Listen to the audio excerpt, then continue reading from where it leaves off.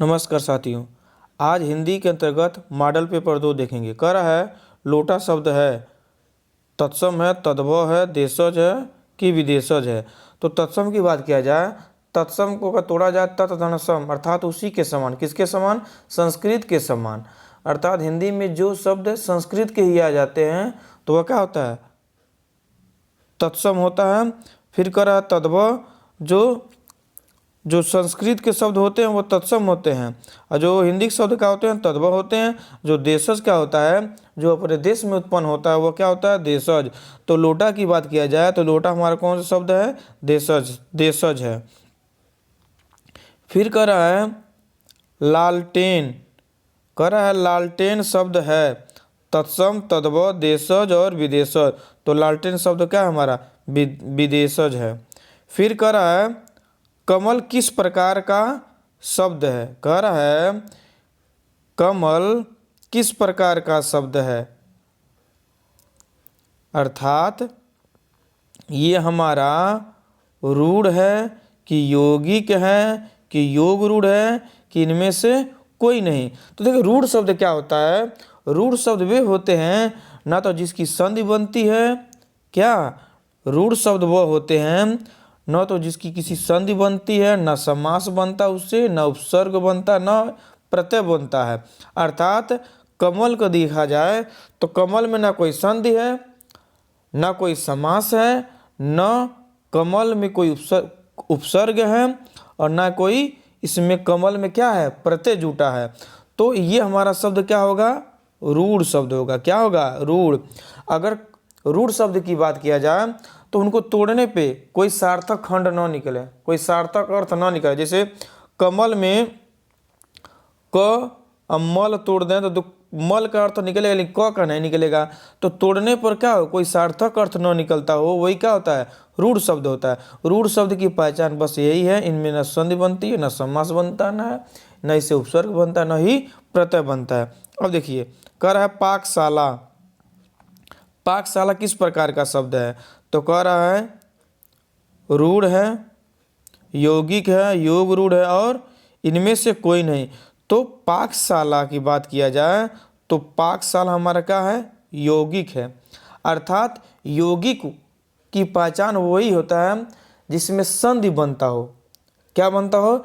जिसकी संधि बने, जिसका उपसर्ग बने, जिसका प्रत्यय बने, और बहुब्रीहि के अलावा जितने भी समास होते हैं वह सब क्या होते हैं? यौगिक होते हैं। एक बार ध्यान से सुनिए, जिसका संधि हो, जैसे विद्यालय तो हमारा क्या? विद्याधन आलय। दोनों तोड़ने पे दोनों का अर्थ निकलेगा। ठीक। अब ऐसे कह रहा है अब प्रधान, तो प्र हमारा उपसर्ग है तो ये भी हमारा क्या होगा? यौगिक होगा। प्रत्यय भी हमारा क्या होता है? यौगिक होता है। और बहुब्रीहि समास के अलावा जितने भी समास हैं, चाहे तत्पुरुष समास हो, चाहे द्वंद्व समास हो, चाहे कर्मधारय समास हो, तो ये सभी क्या होते हैं? यौगिक होते हैं। और जितने भी, अब योग रूढ़ देख लिया जाए, जितने भी बहुब्रीहि समास के उदाहरण होते हैं वह सभी क्या होते हैं? योग रूढ़। जैसे पीताम्बर, जलज, लंबोदर, गजानन, ये सब क्या है? योग रूढ़ है। अर्थात कहने का मतलब मेरा ये है जितने भी बहुब्रीहि समास के उदाहरण होते हैं वह सभी योग रूढ़ होते हैं। तो इसमें दिया पाकशाला, तो पाकशाला हमारा क्या होगा? यौगिक होगा। फिर देखते हैं कह रहा है दशानन किस प्रकार का शब्द है? हमने क्या कहा है कि जो बहुब्रीहि समास के उदाहरण होते हैं वो सब क्या होता है? योग रूढ़। क्या होते हैं? योग रूढ़ होते हैं। तो योग रूढ़ ऐसे लिखाएगा, योग रूढ़। तो दशानन 10 मुख वाला, अर्थात रावण की बात कर रहा है। तो रावण हमारा क्या है? दशानन क्या हमारा? बहुब्रीहि समास का उदाहरण है। तो जितने भी बहुब्रीहि समास के उदाहरण होते हैं सब क्या होते हैं? योग रूढ़ होते हैं। फिर देखते हैं कह रहा है विकारी शब्द। कह रहा है विकारी शब्द कौन है? आज, यथा, परंतु। देखिए ये तीनों हमारा क्या है? अविकारी है। अविकारी क्या होता है? जो लिंग, वचन, कारक और काल के आधार पर न बदले उसे अविकारी कहते हैं। लेकिन लड़का क्या है? लड़का लिंग के आधार पर बदल सकता है। लड़का का स्त्रीलिंग क्या होगा? लड़की होगा। लड़का क्या है? एक वचन है तो लड़के क्या हो जाएगा? बहुवचन हो जाएगा। अर्थात जो लिंग वचन कारक के अनुसार बदल जाता है वह विकारी होता है। जैसे आज है, आज कभी नहीं बदलेगा, चाहे लड़का प्रयोग करे चाहे लड़की प्रयोग करे, चाहे एक वचन में हो चाहे द्विवचन में हो, तो आज क्या है, तो अविकारी उसे कहते हैं। जो लिंग वचन कारक और काल के अनुसार न बदले वो उसे अविकारी कहते हैं। जैसे आज है, यथा है, परंतु है। लेकिन लड़का क्या है, विकारी शब्द है, अर्थात इस प्रश्न का उत्तर क्या होगा, लड़का। फिर देखते हैं नेक्स्ट, कह रहा है सुरभि का पर्यायवाची है। सुरभि, सुरभि मीन्स होता है गाय, सुरभि मीन्स क्या होता है, गाय, धेनु, गौ, ये सब क्या है, ये हमारा सुरभि का पर्यायवाची क्या है, गाय। कह रहा है दुकुल, दुकुल का पर्यायवाची क्या होगा। कह रहा है दुकुल का पर्यायवाची क्या है, कपड़ा, धरती, नभ, सिंह। तो दुकुल का पर्यायवाची क्या होगा, दुकुल का पर्यायवाची हमारा होगा कपड़ा। इसी को कहते हैं वस्त्र, इसी को कहते हैं कपट। ठीक, अब देखते हैं प्राची का पर्यायवाची है। कह रहा है कि प्राची का पर्यायवाची है तो पूर्व, पश्चिम, दक्षिण, उत्तर, तो इसका क्या होगा, प्राची का पर्यायवाची पूर्व होगा। क्या होगा, प्राची का पर्यायवाची पूर्व। फिर देखते हैं हिमाद्री, हिमाद्री का पर्यायवाची है हिमांशु, हिमालय, हेमंत और हिम। तो हिमाद्री मतलब हिम से ढका हुआ, अर्थात जो हिमालय होता है, जो हिमालय को हम किस नाम से भी जाना जाता है, हिमालय पर्वत को हम हिमाद्री के नाम से भी जानते हैं, अर्थात हिमाद्री का पर्यायवाची क्या होगा, हिमालय। कह रहा है रत्नाकर का पर्यायवाची है तो क्या होगा, समुद्र। रत्नाकर का पर्यायवाची क्या होगा, हमारा समुद्र होगा। फिर कह रहा है अलाव, क्या, अलाव, अलाव का पर्यायवाची है। ठीक, चुनाव में आया था, चुनाव में एक प्रचार करते हैं, अलाव तापता आदमी, अलाव तापता किसान। तो अलाव क्या है, अंगीठी है, अंगीठी। यहाँ पर टी दिया है तो हमारा क्या होगा, ठी। अलाव का क्या होगा, अंगीठी है।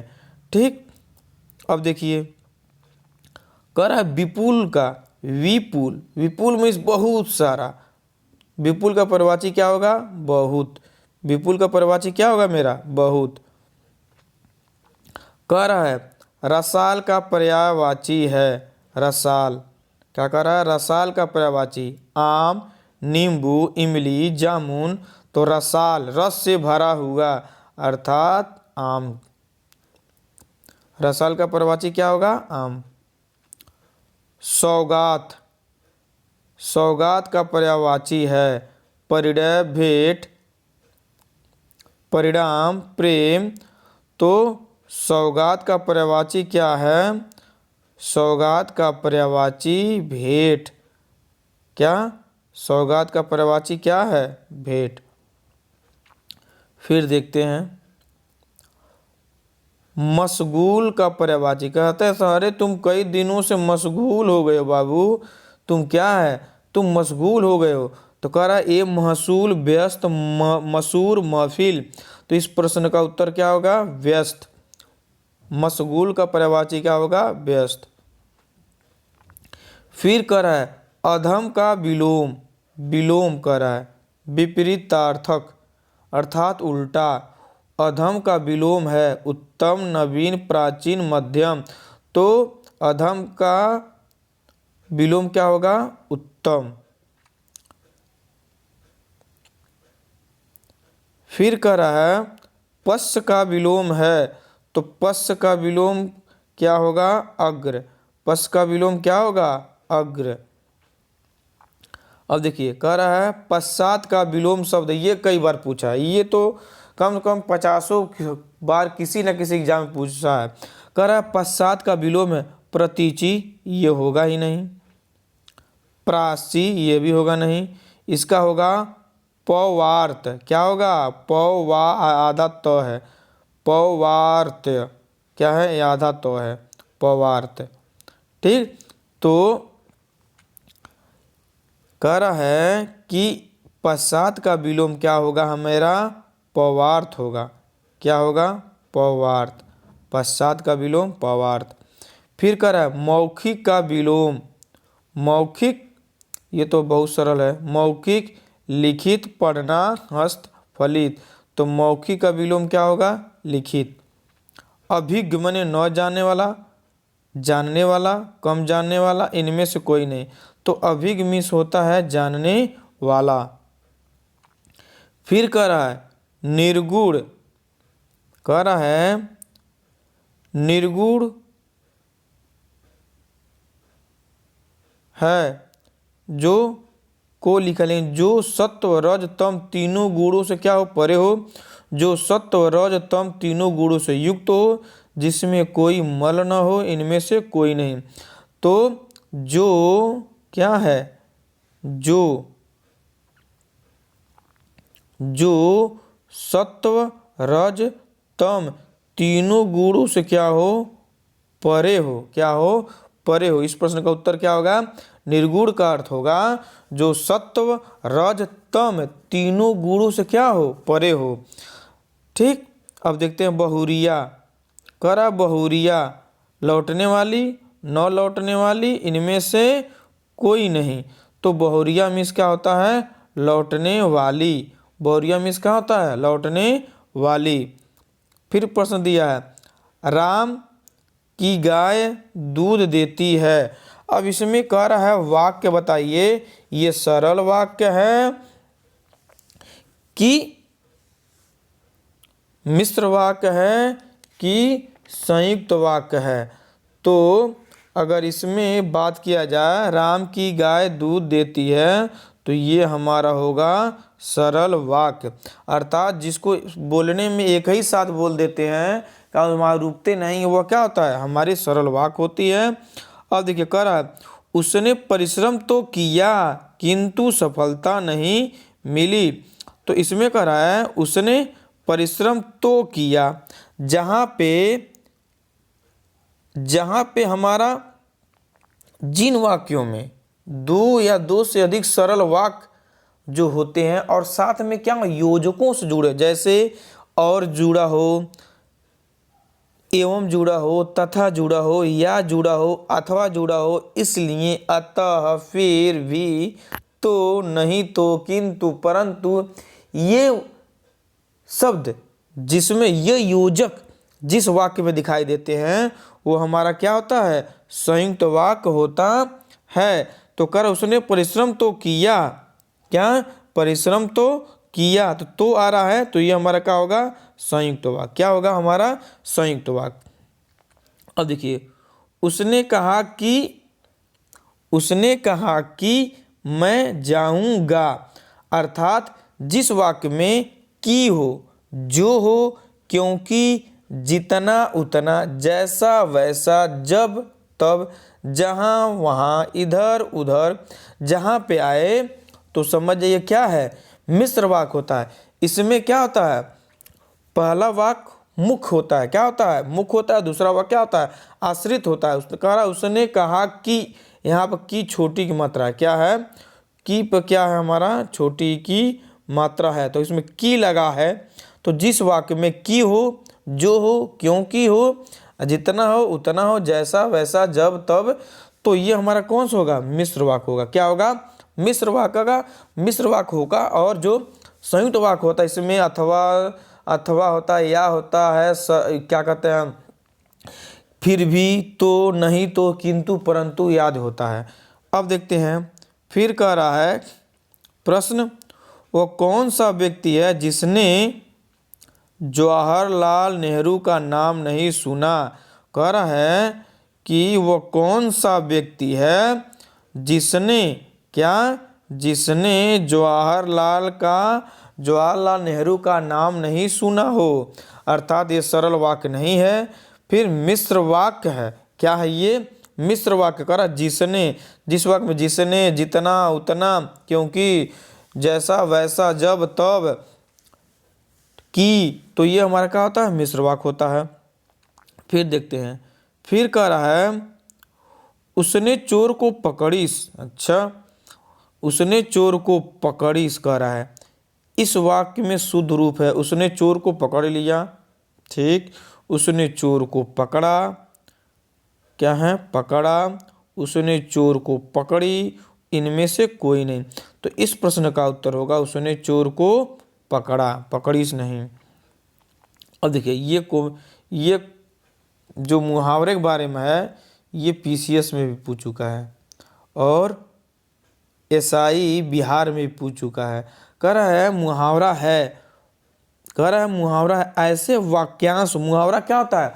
वाक्य का अंश होता है जो अपने समान अर्थ को छोड़कर किसी विशेष अर्थ, विशेष में मूर्धन्य वाला स्वर रहेगा, विशेष अर्थ में रूढ़ हो गया। फिर कह रहा बी ऐसे वाक्यांश जो अपने विशेष अर्थ को छोड़कर समान अर्थ में रूढ़ हो गया, वैसी उक्ति जो लोक में प्रचलित हो। अर्थात ऐसा देखा जाए मुहावरा होता है, ये वाक्यांश होता है, ये समान अर्थ क्या होता है? समान अर्थ को छोड़कर किसी विशेष अर्थ के रूप में परिवर्तित हो जाता है, वही हमारा क्या होता है? मुहावरा होता है। अर्थात इस प्रश्न का उत्तर क्या होगा? ए। इस प्रश्न का उत्तर क्या होगा? ए। और अंतिम प्रश्न देखते हैं, हाथ का मैल का अर्थ है। कह रहा है हाथ के मैल का अर्थ है, तो क्या हो रहा है? तुच्छ वस्तु, कीमती वस्तु, महंगी वस्तु, हाथ का मैल। कहता है तू तो मेरा हाथ के मैल वाला हो, अर्थात तुच्छ वस्तु की बात कर रहा है। क्या कहता है? तुच्छ वस्तु की बात कर रहा है। अर्थात हमने कितना प्रश्न देखा? 30 प्रश्न देखा। ये प्रश्न किसी ना किसी एग्जाम में आए हुए हैं। ये वीडियो अगर आप लोगों को अच्छी लगी हो तो प्लीज़ लाइक, सब्सक्राइब और शेयर ज़रूर करें और चैनल को हमारा थोड़ा सपोर्ट आप लोग दें। धन्यवाद।